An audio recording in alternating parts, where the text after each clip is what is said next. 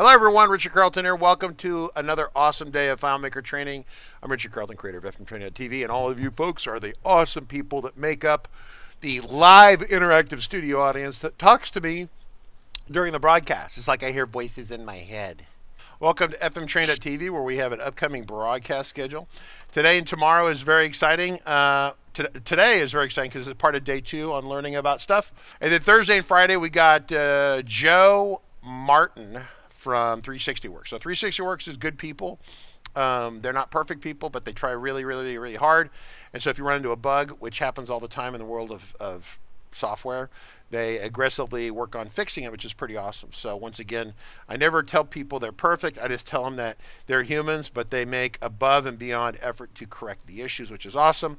Then Monday, theoretically, and Tuesday, Nick is going to be back doing some interesting stuff. And that's the reporting on April 26th and April 27th. And then Wednesday is going to be very basic for all the basic people about doing imports out of Excel. And more importantly, having a single Excel file and then splitting that into 2 tables that happen to be related together, right? So I shot this into a video a while back. I'm going to attempt to reproduce my demo. And you all get to help me do it and coach me through the process. So very exciting. By the way, so tomorrow, we got a lot of people coming to this event. It's a 0 to 60 on OAuth. How OAuth works, why it works. Tomorrow's not about 360 at all. It just happens to be the guy who writes his paycheck. And then on Friday, we'll talk about how you might want to use some of their very inexpensive products to kick out and use OAuth to do some amazing things in the FileMaker platform. So, all right, cool. So Jacob Taylor today is talking about emergency server procedures. Now, we're talking about this yesterday. So yesterday's recap. Let me cover this. Yesterday on Battlestar Galactica, we did a page 1 overview of what the emergency process is. This is a document. I'm going to actually work on giving this. Jacob, do we have any changes to this yet for these folks? Not as of yet. I actually expect those to come today. Mostly because the one-page summary is good already, generally. Yeah. But the suspicion I have is we're going to have people ask about some particular scenarios that we may not cover in our little scenario example thing. And you had some announcements at the beginning. That's why I brought this thing up. I just wanted to quickly call out. If you guys are, because I know a bunch of people, literally like in the last week, I've gotten people actually asking me for the Linux server. Naturally, they put out a press release yesterday announcing the official deprecation of the CentOS Linux server with a forthcoming version that will run on Ubuntu, which is generally great, except for the part where the Ubuntu version isn't out yet. So, yeah. So real quick, so for those of you who don't understand this, so basically, there's an operating system called CentOS or CentOS or whatever you want to call it.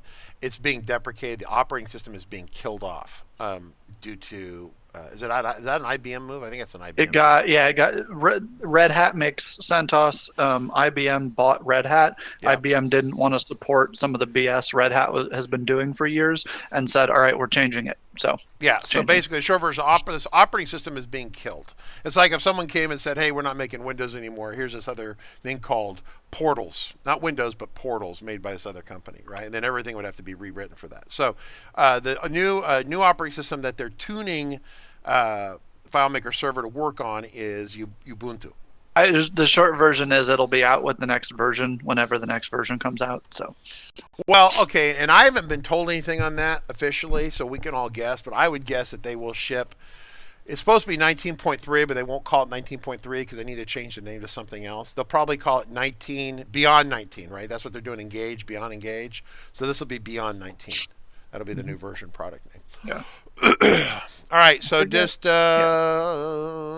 right. So the screen resolution is poor. We haven't done anything here to adjust. Nothing has changed. Nothing has changed, right? So we're going to start out with kind of one of I'll say the interesting and exciting in the wrong way kind of issues that you can have.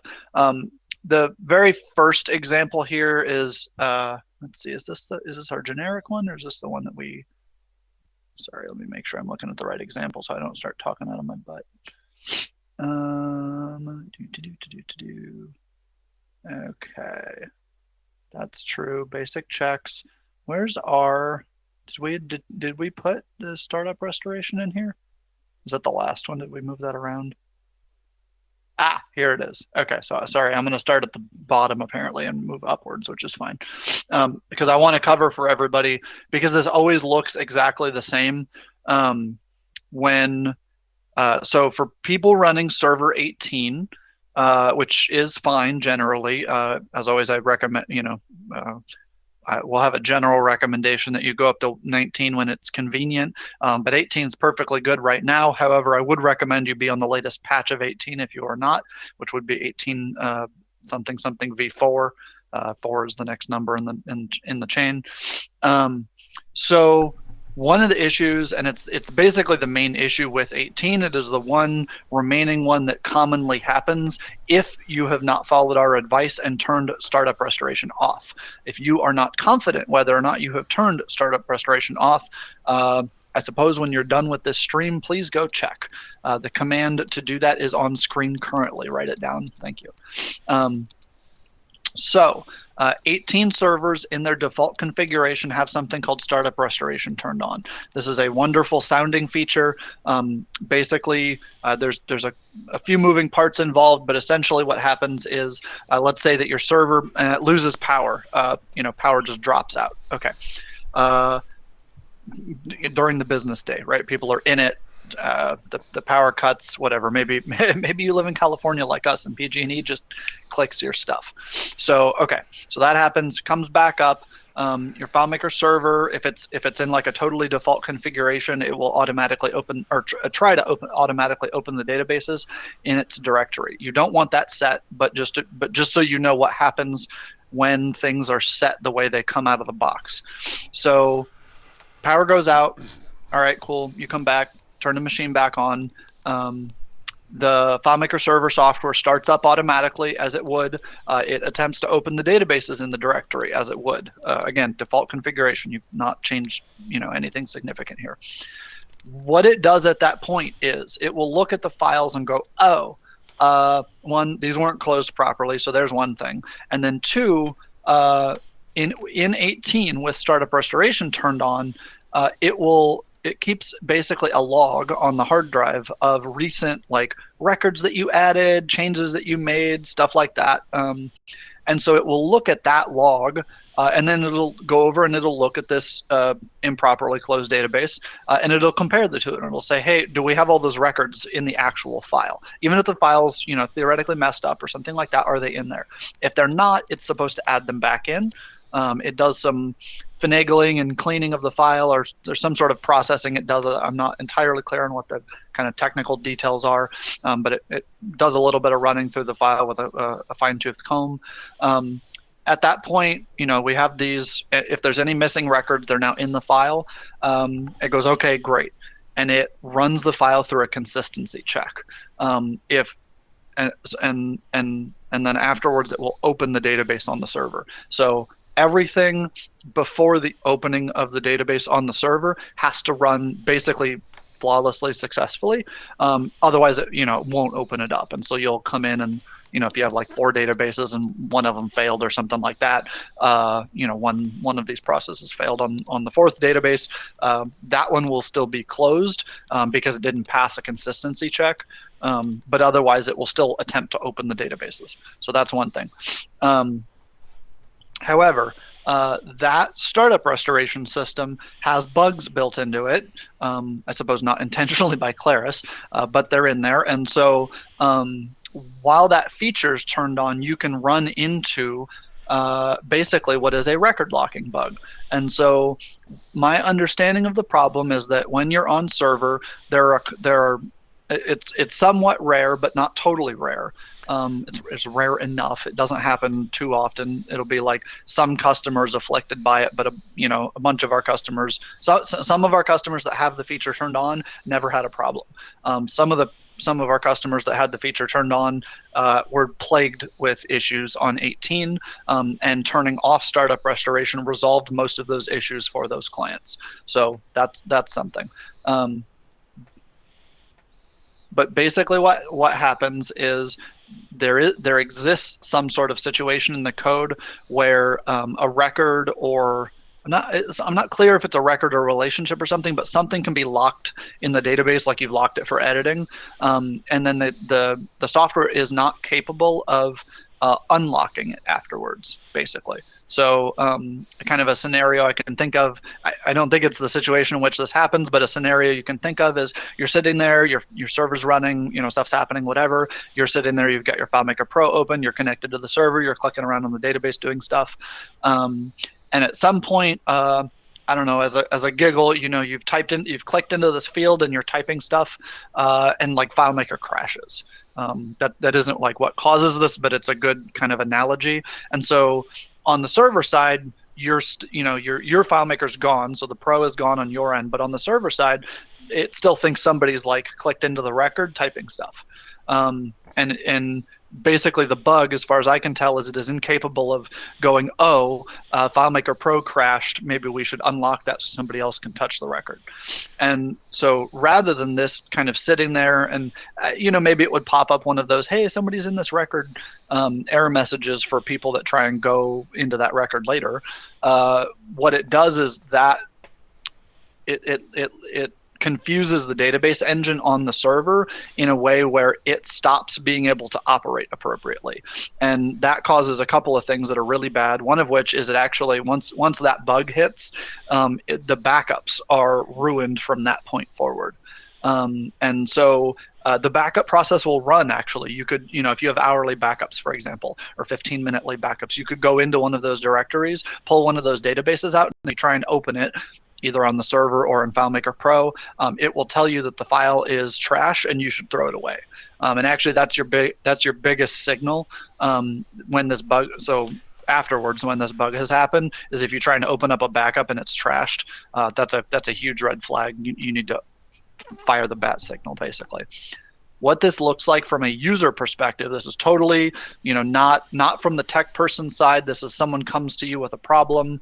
They're reporting, maybe you're the developer, maybe you're the IT person, something like that, and you get these reports from users. What it looks like is, and I can't say when it starts, but when the bug happens, what the behavior that the server does is the FileMaker application slows and slows and slows and slows over about 2 hours.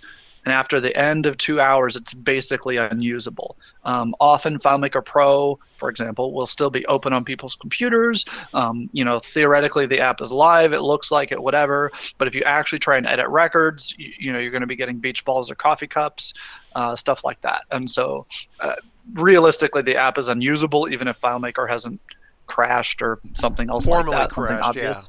Yeah. It'll be hung up, or maybe on Windows goes, this application isn't responding, but whatever, you can sometimes get stuff like that as well.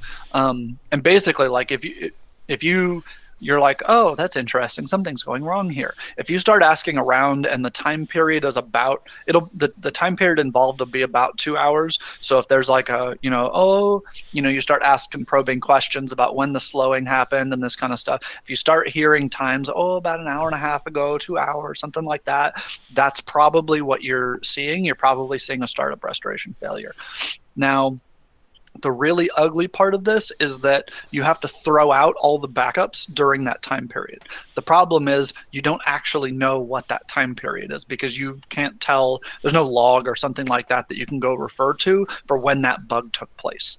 It's not something that trips something up anywhere and leaves a trace, or I can go find that thing and identify what the timestamp was and go, okay. Well, that if backup, the backup, the one before if you try to open a backup that's effective, it'll say it's damaged, you can't open it or whatever. Right? Correct. Yeah. So that is how you know, but you have to keep sequentially going backwards in time, opening backups until you get one that doesn't complain on open, right? So. So my general advice to people basically is you're going to functionally ignore about the last 2 hours of backups. So if you go back 2 hours before when you think this thing happened, okay, that's a 2 hour time period of some sort. Go to the backup before that, attempt that restoration. If the database, if FileMaker server does any kind of a consistency check, if it doesn't literally just cheerfully open the database file, go back again. Yeah, basically. Don't use it, right? So FileMaker in the log says anything about wasn't closed properly, performing consistency check. That means that file is highly suspect, right? right? So you want to toss it and keep going backwards until you get a file that doesn't do that. So this goes back to the whole issue with FileMaker Server 18. A lot of people are still using 18. RCC still uses 18 on some servers. Once again, we upgrade our servers generally like every other release, if that makes sense. And so like our core system is on 1804, but we turned this off. We reported to all of you when back with 18 video training and the live streams at the time, which weren't every day, they were like once every 2 or 3 weeks. Okay, so there was a question here from Stu that you replied to. Let's do it verbally. So Sure. under Stu, whoever under Stu is, says, random question from yesterday. Are timestamps of logs and files consistent? Question mark. I'm troubleshooting a website issue, non-FileMaker, and the timestamps between the site, cPanel, and the logs are inconsistent, different time zones. This seems really, I'm going to just cut to the end. He says, this seems really stupid. What is your response to that? Basically, so FileMaker Server, because you can basically look in one place for that, the timestamps for anything that you're looking at, any of these logs, are going to be consistent with whatever the time zone is on that system.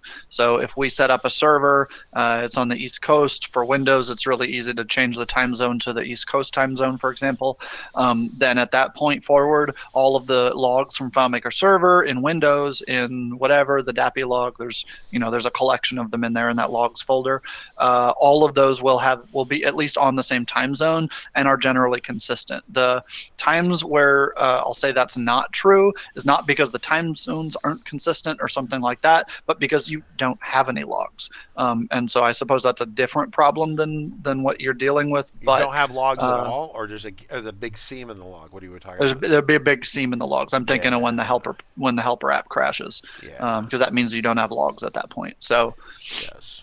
Okay, cool. Well, that's the ugly one. And then David Angel posted a little help there on the get current host timestamp, which is where you can grab that, which should match your logs, and grab it inside FileMaker. Yeah. But once again, those are what you script in FileMaker, and the logs that FileMaker writes, generally with almost no exception, are totally separate, independent things, kind of mostly. Yep. Ron says, out of the blue, he says, I think I have it turned off. You can show where to check. Okay, so there's a lot of pronouns in that. I have it. What is it? Turned off. If he probably is asking about startup restoration. The command to check if startup restoration is on or off is on the screen still. You need to type that into a command line. If you're on Windows, it's going to be either PowerShell or CMD. If you're on Mac, it will be the terminal application. You need to run that on the server. Yeah, so directly, like remote desktop into it or whatever. Yes. And run it on the server. It should say false. If it does not, the feature's turned on and you have a problem.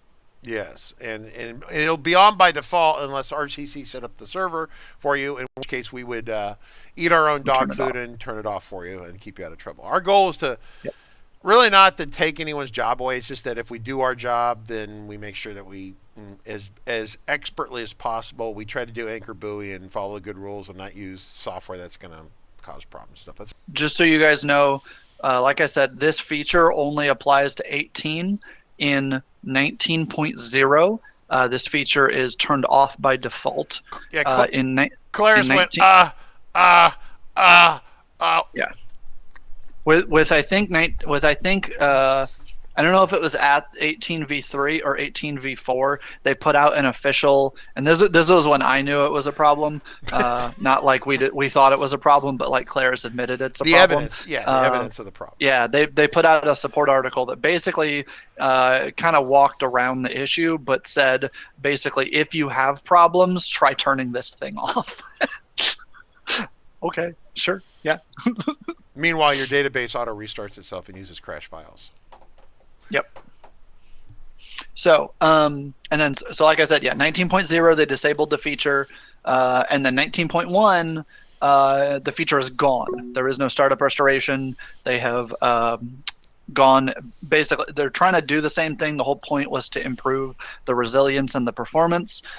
So they went a different direction, and we are getting the performance but not the resilience from that solution. We'll see if we get the resilience later. I don't know, they're still working on stuff, so I'll let them figure that out. Listen, if you need a database system that under absolutely no time could ever lose a single bit of data, and it's super amazingly scalable, and you can run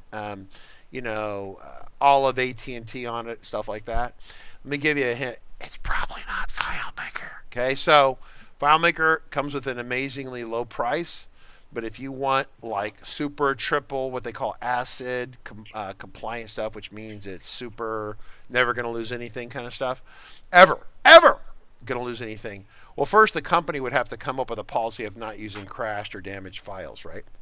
They haven't even done that yet. So,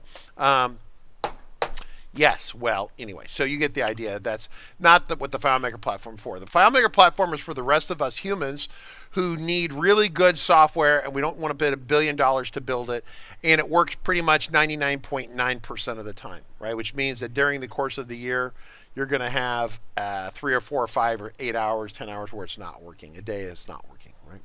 Something like that. Okay. Yep.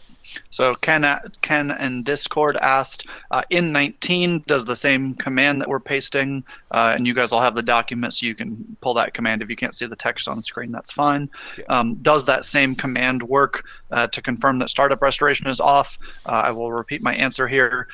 So after version 19.0, startup restoration does not exist in the product. The code is deleted. It doesn't exist. So no, the command does not work.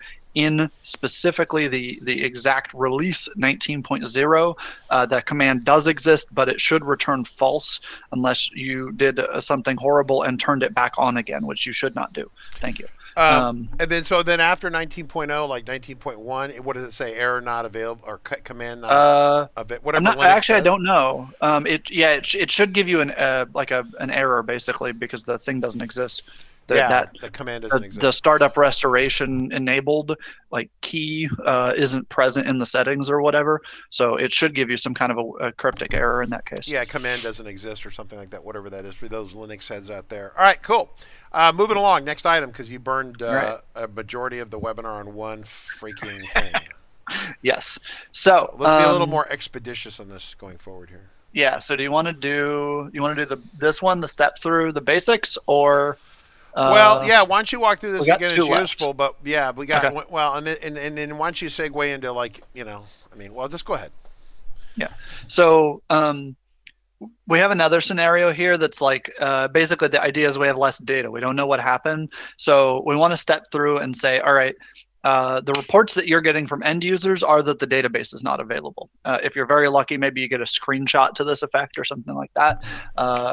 That's one of the things I try and train everybody to do is, the way on computers where I can see what you're looking at is you can take a picture of your screen and send it to me. That is always really helpful with debugging or, if it's a user specific problem or that kind of stuff.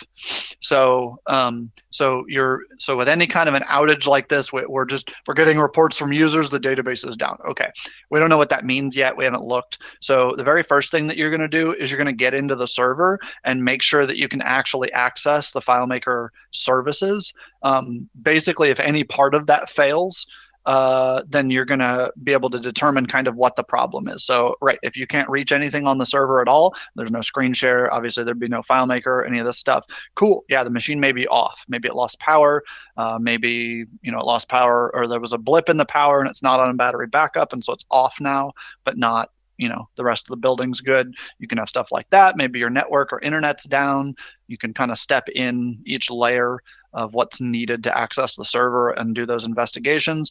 But let's say that you get onto the machine, you look at it, all right, screen share's working, we get in there, we're looking at our database, we go to our admin console and we log in, and we're gonna check and see, all right, cool, what is apparently the state of the server right now? And so maybe databases are open, maybe databases are closed. Maybe you can use that to eliminate, it's just this user, their internet's down or their provider's having a blip or maybe there's a guy out trenching and giving them new internet, or whatever. You can get stuff like that occasionally, and the people aren't told about it ahead of time or something like that. So there's stuff like that. Once you get in, so there's a few things that can happen that are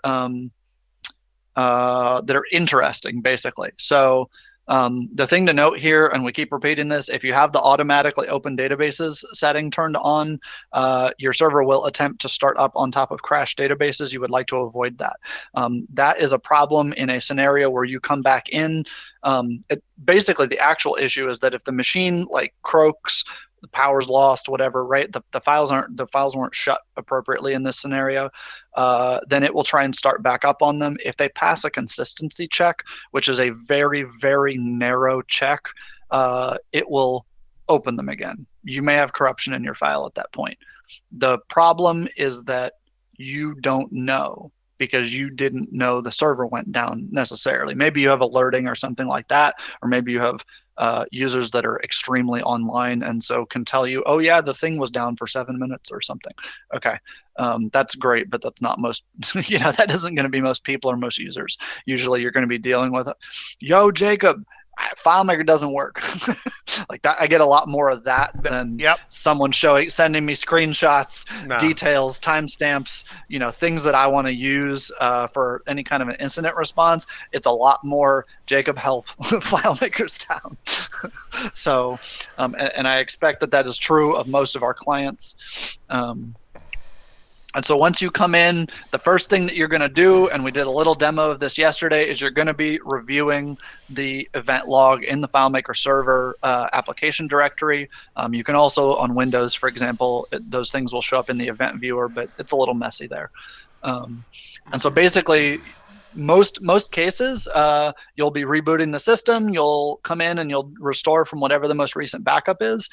We have directions here for how to kind of determine what a last good backup is, reasonably, with nothing really wild going on. And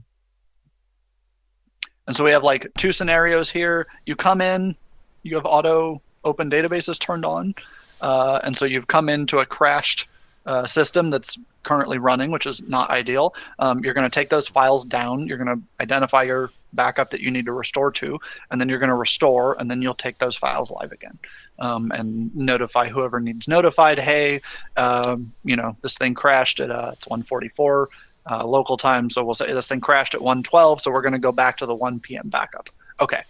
Anybody who entered data between 1 p.m. and 1:12 p.m. or whatever that time period is, they need to be let know that, hey, you need to re-enter that data, you need to regenerate those reports, whatever it is that your business does, those things will need to be redone. Usually that's cheaper than dealing with corruption. Because I've been trying to determine and work with somebody else over here, who's one of our examples of somebody we bring up. We've been trying to determine where their corruption is and if there is any in this kind of stuff. And it has been expensive so far, and we've been successful, actually. And so that's the good case where I can tell you where the problem is. Sometimes, you don't have that certainty, and that becomes really challenging and expensive to deal with. And those are the scenarios that you really want to avoid. So another scenario, and this one, I actually have not run into this on Windows, but I know a chunk, it's got to be at least a third of our customers are hosting, on-site Macs and stuff like that. One of the things, and that's why I called it out here, because it's not common across both platforms, but it is really perplexing when it happens, and it's not at all clear what's going wrong, basically. So there's another scenario where, for example, and this is common with a power loss for a Mac mini server or something like that.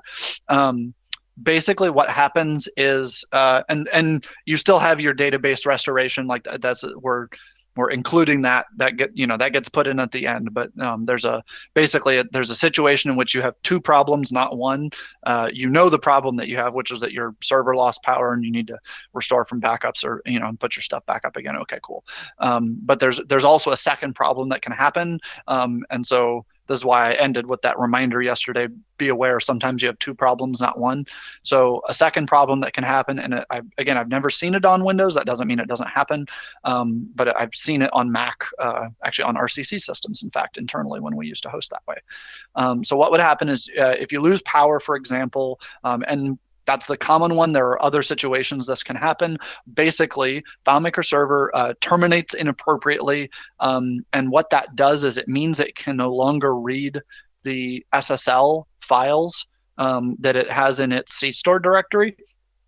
I will, I'm gonna move my document. We're gonna grab this thing really quick. So I'm gonna reference these files so you see we're on the, this is Windows again. It'll look very similar on the Mac. You're just on the boot drive in library usually.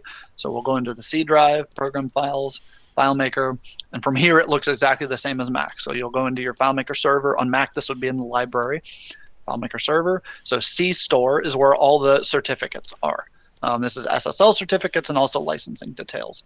So one issue, this is the issue that you can run into. These two files that I have selected are server custom and server key. Functionally, they can be corrupted. I don't know a more technically relevant way to call that, but they don't work for FileMaker server. That's the short version. And so what happens when that happens is actually the entire thing fails to load. So you'll go in on your Mac and you'll try and start FileMaker server. The admin console doesn't respond. You trying to open up Safari and go hit start database or go in that you're going to open your databases or something.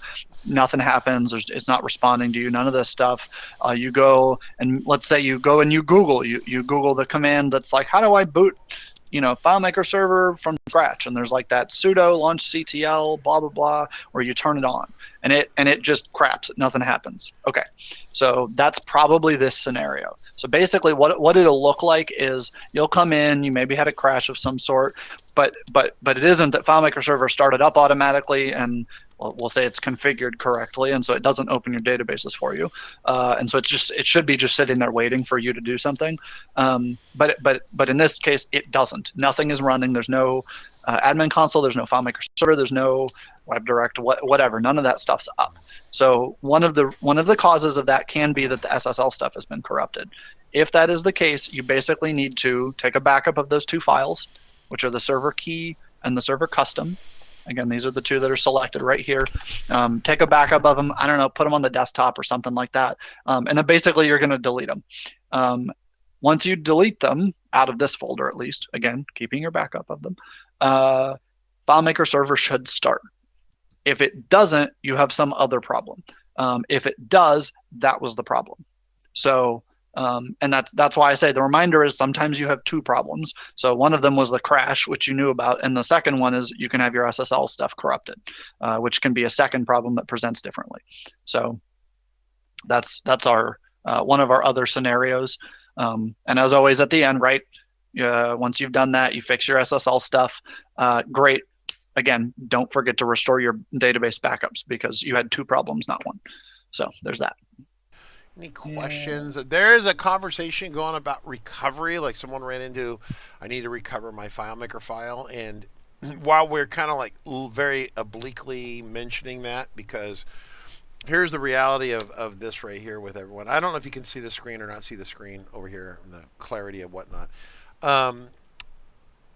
The reality of this is that if you follow what we're saying over here and follow the rules and do this stuff, and you restore from backups, etc., you're never going to need the recovery command. For you to need the recovery command, either you had some extraordinarily bad luck, which is pretty rare, or you just didn't follow any of these recommendations, right? So in which case you're going to need the recovery command. In the event that you need the recovery command, we have another live stream. We talked about this. We talked about it not too long ago, but it's not properly labeled in my video with a title on it. It must have been a peripheral discussion on it. But we did beat it up pretty good in the middle of last year. So I'm pasting this video in here right now on the recovery command. It was posted to YouTube for Michelle Gravel, and I guess him and other people are watching it as well. So yep. It's always good. I mean, that's the thing when we're doing content every day like this. There's rarely a topic we haven't talked about. And so like tomorrow is OAuth. We'll scratch that one off the list too. But we had to bring someone else in to do it because none of us, RCC does not do a ton of OAuth, not enough for us to be knowledgeable experts for you. So do we have a question here? Looks like, is there a minimum Mac Mini configuration you would say for small users, 5 to 10 users? Listen, don't get a Mac Mini with 8 gigs of RAM, people. Okay, I'm just telling you, don't do it. Don't do it. Get the 16 gig RAM. Get as much 16 gigs of RAM, solid state drive minimum. Yeah. If you don't want to do that, then just if they have 5 users, they can get away with the 8 gig one. it's something their database isn't very big, right? It depends upon if it's gonna remain at a gig or something like that, and you don't have anything, we'll just say extremely disgustingly wild going on. We'll say, let's say you're using FMSP and you haven't built a cathedral inside of it or something like that. the Sistine Chapel inside and start our free CRM inside of FMSP. Yes. Yeah. So yeah. So yeah. I mean, and then the SSDs on these things. I don't know. I get the 2018. Apple, Claris, whatever we call them. They're supposed to be working on the in 19.3 is supposed to be the M1 version of this thing, and of course that'll be the version 1. And I'm not entirely clear if I want to be the first person to have that installed. I know it's in testing right now, but I would say, try it. Yeah. I want to try it to do the side-by-side comparison with a 2018 and an M1. Yeah, but other people are already doing that. So I know you're bored and you want to do that, but I don't. Problem is I don't have any 16 gig M1s lying around. Is a problem. I have an 8 gig M1 and I wouldn't ever do that. So, and they're not cheap. Yeah. The base price for a 16 gig with a basic drive on it, you're talking pretty close to $1,000 sales tax and everything, or VAT for those of you, maybe more than that. Mm-hmm. So yeah, it's $1,000 server. It's not cheap. But it should be faster, and Apple's slowly getting their stuff together. So between Mac and Windows, what do you suggest? That's a really easy question, Jacob Taylor. What should people choose between Mac, Windows, or Linux? Which server should they choose?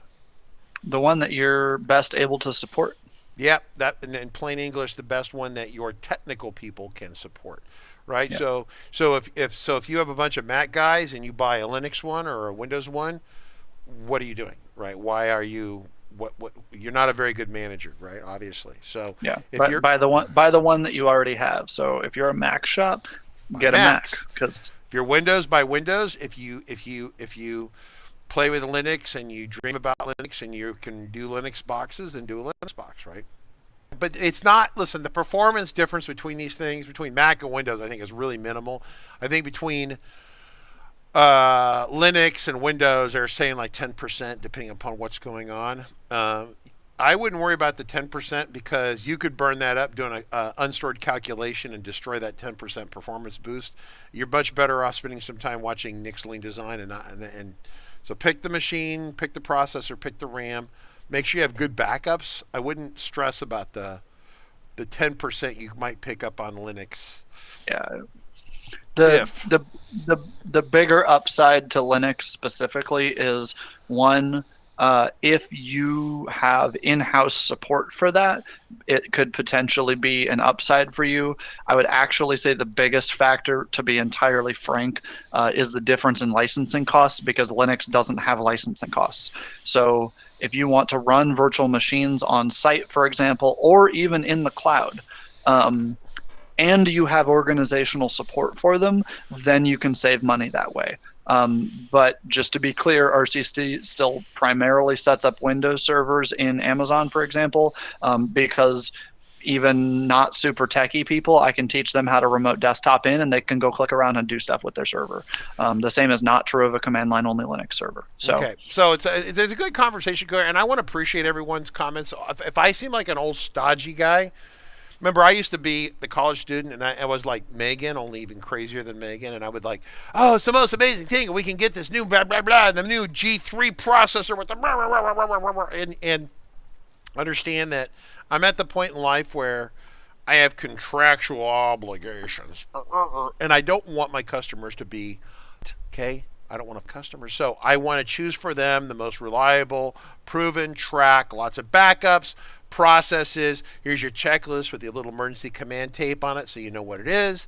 And so Moki's over here going, well, if I use the super duper amazing beta software from Windows, Microsoft, as if we trust those people, and we use the amazing super beta software from Claris, as if we trust, the ETS stuff there, and then can we run that, and if so, does it work? And I'm like, I don't know. I don't have that much free time. We don't have that much. That's actually part of the problem. When you actually generate a business and you actually are successful, you run out of free time. It's kind of a problem. Yeah. So I need to find some more college students who have nothing to do and then have them do this, right? And to address kind of Moki's more overarching question, which is like, does FileMaker Server run on the M1 generally? Like it runs now, and Claris says that basically generally there isn't an issue.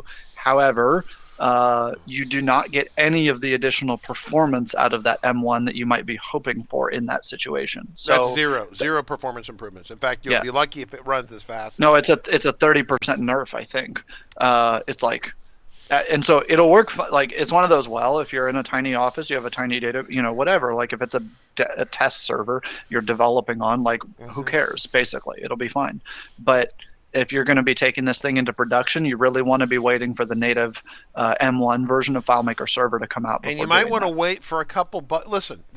Oh, yeah, and the first release may not be the one you want. Please don't. Like, people come to me and they go like, I have server 18.0000, and I'm so excited to install it. And some of you were there, you've done this.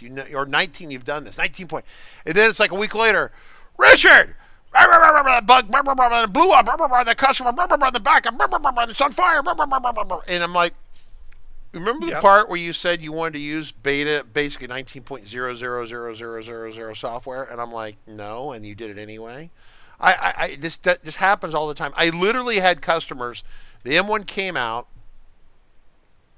and these are business people, should know better, and they said, oh, I'm so excited. Tim Cook, who I trust, I've had him over from dinner. I trust him with my daughter. He's such a trustworthy guy. Tim Cook, right, the CEO of Apple. He said that the M1's the most amazing, graceful, beautiful architectural design. So I went and bought two, put my FileMaker Server on it, and it blew up. Or it doesn't work at all, right? It doesn't work at all. And then they call me all disgusted, and I'm like, can I have all of you just take a breath and not buy the latest stuff? Just take a breath and let it air out. If you want to give it to a college student, take them, build it, put a test server, blow it up, that's fine. But don't put your mission critical stuff on it. Please stop. Stop. So if we want to do two more tiny server problems, we have two tiny ones and then one little section left. So a couple of our two tiny server problems that we have not addressed yet is your server has crashed of some sort. You're not sure what's happened. You go and you try to log into the admin console, and what happens? It says no. Your password doesn't work. It rejects it. It says no. It says your password's expired or what do you call that? Invalid or whatever, some error like that. That is, if you're confident of the password, that is usually a lie. And what that means is, back to this weird issue that can happen, the process that runs all of the other little bits of FileMaker Server has gone down. And so what that means is when you type your password into the admin console, it's supposed to go through that to get to FileMaker Server or something. I'm not entirely clear on what happens there, but it's unable to be routed at that point. And the way FileMaker Server deals with that, or maybe it's the way the admin console deals with that, is it says, oh, I can't validate that, so I have to say no, which it's correct. That's not wrong. But it means you can't get in. And so you want to go check, basically. The first thing that, as always, the first thing that you're going to do in that scenario is you're going to check your event log. The next thing, if that looks fine, is you're going to try restarting the admin console itself, which you can do directly on the server. Again, the command is on screen. FMS admin restart admin server. That will only restart the admin server. However, if that gives you an error, and the error that commonly happens in that scenario is error 10,007, I forget what the rest of the message is, but it'll give you that number. If that's the case, again, it's what I just said. The helper process has crashed. You should probably just call us in that scenario because we need to help you hopefully yourself because it's a really bad situation to be in. The backups and stuff generally will continue to run in that scenario, but you have absolutely no motor control over the server. You can't control it. You can't tell it to go away. If you're on Mac or Linux, on specifically 19.2, I believe, and that happens, I can help you actually, safely. But if you're on Windows, or any other previous version of FileMaker Server, and this applies to basically, all of the previous versions, then we're going to have to do some rocket surgery, and it's not fun. So one of the other really common issues that people run into it's not really FileMaker Server related necessarily. People like to apply their operating system updates, which is wonderful. You should, keep your stuff up to date and generally be secure. However, before doing that, please make sure that patch is actually supported by FileMaker Server. For example, if you're on a Mac and you're on Catalina, which is 10.15, and you can keep updating within Catalina, mostly that will continue to work with FileMaker Server, assuming it's supported in the first place, whatever. However, for example, if you're on FileMaker Server 18 and you go to Big Sur, there are known issues with that, and so it doesn't mean it won't work, but you may get, we'll just say, unexpected behavior that is not great, especially if that's your production system. And so you want to be really careful before clicking that upgrade button, especially on a production system, basically. So. Yeah, absolutely. Yep. Well, you want to make sure you snapshot the server first. I've had if you can, yeah. Well, you need some sort of backup of the server before you start doing destructive stuff to it. It's always very, very important. We had an engineer who had worked for us and wasn't working for us anymore, off doing his own thing, and his idea of an exciting time was to take the FileMaker server and to run an update against it. Actually, major update, like a version from 18 server to 19 server kind of thing, without any backups in place prior to doing that, and he bricked the whole server. And then they were running around looking for like an air password or something, right? Some sort of password that wouldn't be retained as it moves forward, and he didn't have it, right? And so you've got to make sure that there is. You might run into a situation you don't know, you weren't expecting, but if you can roll back successfully, the rollback successfully is such a critical thing. You need a plan to do that. A lot of people don't want to roll it back, so then just build another server. Build a separate second server. Make sure it's ready to go.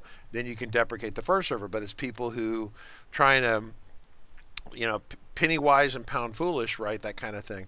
If you have to buy a computer, a physical piece of hardware, I understand it. But if you're on Amazon, just rent another machine for a week or whatever, or a month, and do it that way, and then when the old server is done and you moved off of it, then you're done with that. So yeah, so file's been given everyone. Yep. I'm going to refer Stu to the text that I just selected on screen because he's asked a question in Discord that is directly addressed by that specific scenario. For people that aren't in Discord, what he posted a screenshot of is his FileMaker server admin console, except that he's loaded it up and it's got 0 total connections, 0 out of 0 databases. The server name is blank, the server IP is blank, the server version is blank, et cetera, right? A bunch of this stuff's just not showing.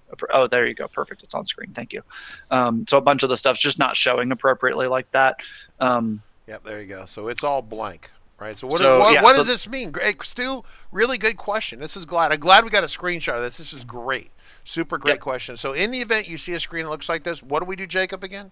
What do we do? So the very first thing that you do, because sometimes it's not an interesting problem, is you make sure that you totally blow out the cache in your browser, because not kidding, old versions of the files will break stuff in that fashion. So that's like the first thing. How do you blow out the cache in your browser? That will depend on the browser. Okay.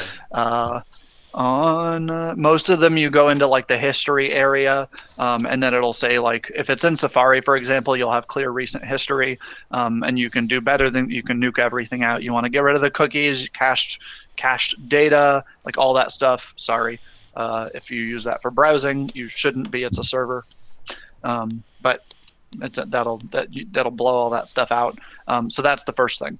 The second thing is you try and restart the admin console. So this means logging into whatever the equivalent of the remote desktop is on that server or on the command line on Linux. You're going to run the command fms admin restart admin server. Admin server is one word. If that works, great. You'll be able to deal with the admin console usually for a while. I've seen some systems where it basically just breaks itself again. I don't I don't have a good explanation for it. The really bad one that we had was version 17. Some of the admin consoles on those would break in that specific fashion, actually, and they would never unbreak. And I actually had systems where I totally nuked everything out, deleted all the files, fresh, clean install, still wouldn't work afterwards. I never did figure out what the issue was, but 17's no longer with us, so thankfully. So that's that sort of an issue. If you have a 10,007, it's the bottom. It's scenario. End users report database not available. It is the bottom of that. It is the bottom of the first scenario. It spans the page break. And so you're going to restart the admin server. If you get an error off of that, then it actually means that again, your helper daemon has crashed, and you should probably just reach out to us. That's the easiest thing. If it just happens successfully, fms admin restart admin server goes well, basically, then you've solved your problem, and that will restart that component of the server, and then you should have control over the server again. So a lot of times when you have a server failure, it's just one of those services. Remember, if we watched this yesterday, if you haven't seen the video from yesterday, go back and watch yesterday's video. It should be out in the next day or so. There's like 4, 5, 6 different programs, processes, or AKA services that are running in the background on FileMaker server, and they all work together to create one cohesive product. If one of them dies, then you'll get this weird stuff like the admin. You can't reach the admin. The backups don't run. PSOS doesn't work. WebDirect can't render, whatever. There's all these little weird moments, and sometimes a total machine restart is a way to go. Sometimes just restarting the service specifically is enough to resurrect it. Little cardiac arrest, hook up the cardiac paddles. We hit it real quick. That service comes back up. It's okay. But if you don't know what to do, you have no idea, and you have to restart the machine, you can forcibly restart the machine. Just make sure you go and get the last good backup. Once again, I always preach that, because in the worst case scenario, I grab the power plug out of the back and rip it out and then put it back in and restart the machine. But I know that I have good backups. I have backups at least every hour, if not more often than that. And so I have confidence in yanking the power cord. If you don't have backups, maybe more circumspect about yanking the cord out of the back of the box, right? So anyway. All right, so twitchy little furry rat hat person says, talk about modifying the default backup process in 18. We talked about backups. That one's exactly the same as in 19, so we can just show where that is. You want to show that real quick? Okay. Yep. Yeah, that's that hasn't changed in 19 or in 18. So there's two things. As of, was it 16 or 17? They added, I think it was 17. They added the default backup schedule. That is this one right here. It says backup daily at midnight, which it does. It will keep 7 of those. It keeps 7 of them.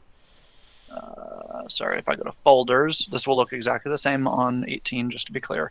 The default, sorry, I'm on the wrong one, that one. So wherever the backup folder, we're on the configuration tab of the admin console here. I've scrolled to the bottom, we're on backup folders. So whatever this path is right here, which by default will be like the boot drive, FileMaker server data backups, as you can see it there. So wherever that is, it will keep 7 daily backups by default. You can turn that off if you want. There's a command line for it.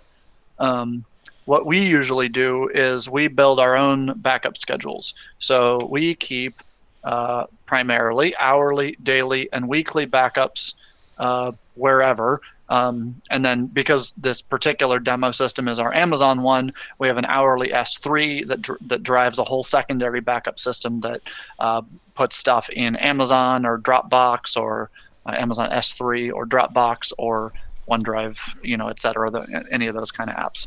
So.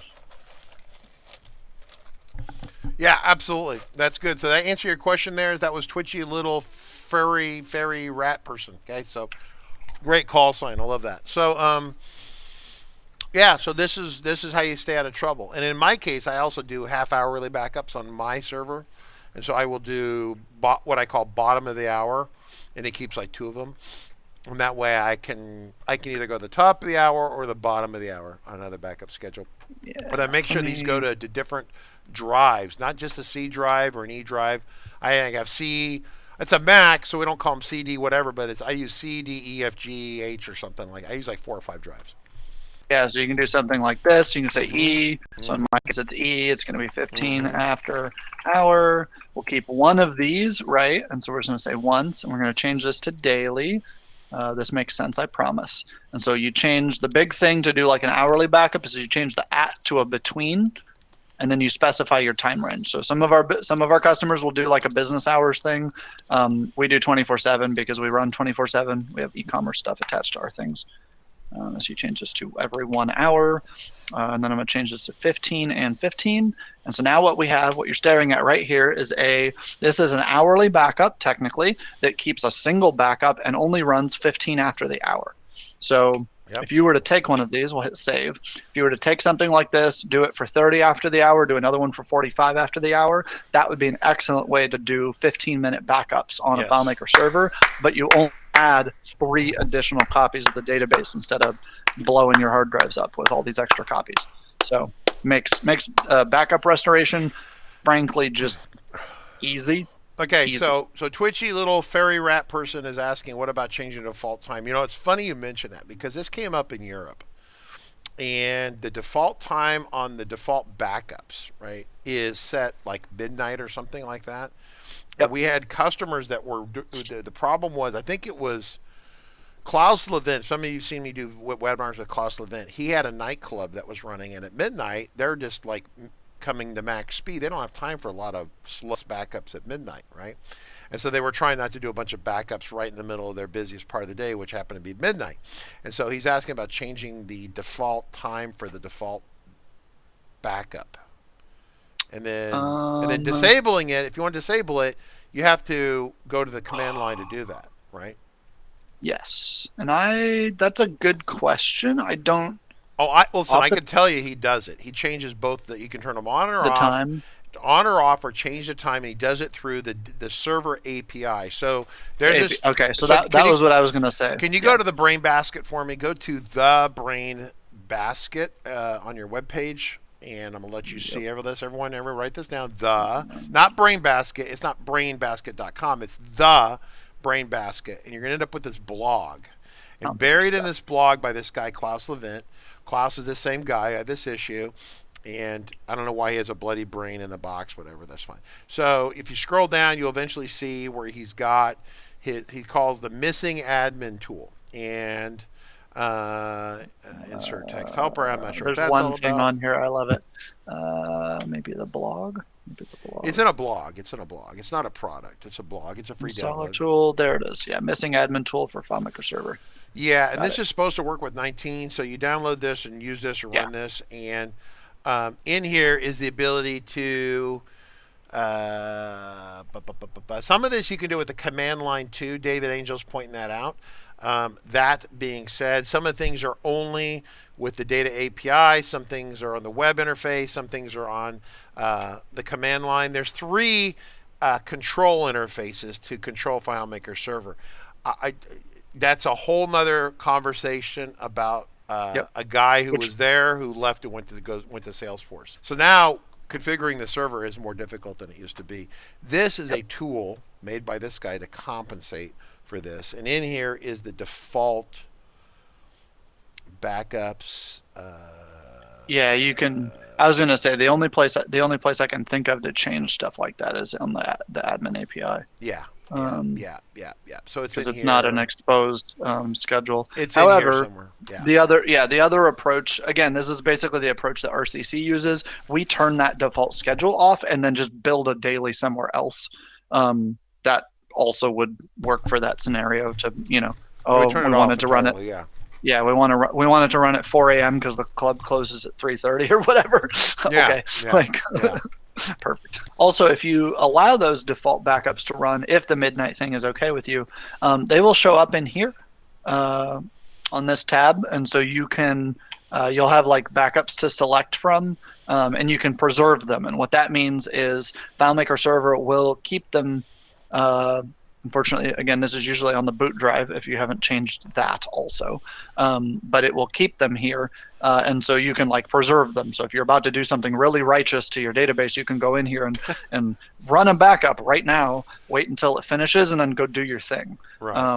And if you need to roll back, that will be like you'll have a point to do that very easily. So cool. And then once again, as a reminder, Jacob not going to like immediately send you a bill for $1 billion. If you have a question about FileMaker Server, he's happy to answer it as a general rule, assuming he's done putting out his other fires. If you do want him to drop what he's doing and to help you, you might want to have to throw a couple bucks his way to take care of that. But if you want extremely fast non-email support, threaten me with money. It's a really good way to get that done. Yeah, threaten him with the cash. It's always a good way to do that. All right, cool. That's it for today, everyone. We'll catch you tomorrow. Don't forget, tomorrow's OAuth. And that's it for today. Thanks.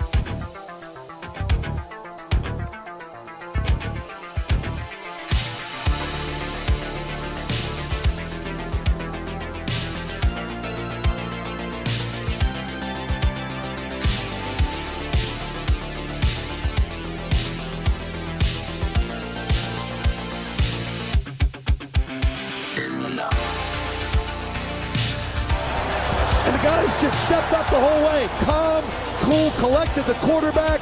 Great read, good patience. More importantly, great job up front protecting this quarterback to give you a chance. And that's all you can ask for. Trying to rally down 10. 9:25 to go here in the fourth. Short motion by Amendola from the left. Brady takes the shotgun snap. Stands in, throws it left for Amendola. Reaches up and snacks a high throw and lands inside the 10. Rolling to the 9. Ball slightly behind him, but Danny makes the grab.